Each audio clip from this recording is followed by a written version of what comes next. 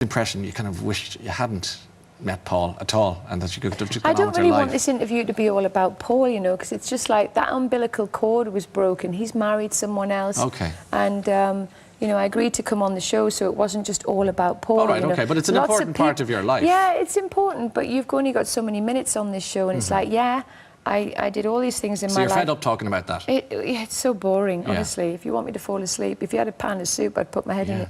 But I just think I think people are more interested than you allow for, is what I'd suggest. No, they're not. That's the thing. If I go down the street, all I get is kids coming up to me. Half of them don't even know who he is.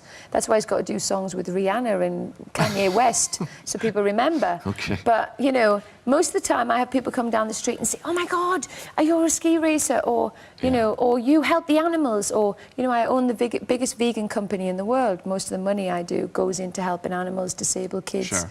Landmine clearing charities, you know, things that are changing the world. This is just someone I fell in love with, who to me was a normal guy that happened to write a few cool songs in the 60s and a few in the 70s.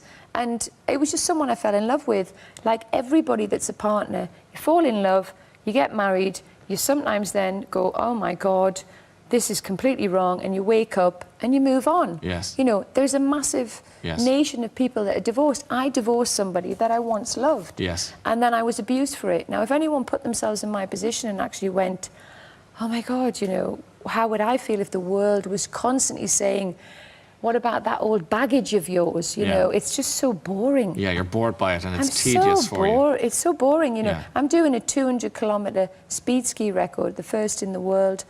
And I want to challenge people's perception of disability, and I want people to go on. I counsel thousands of people with disabilities, and I want them to grow up and wake up and go, oh my God, I can do that. They're not going to sit there and go, oh, what was that song he sang, blah, blah, blah. Yeah. They're interested in that.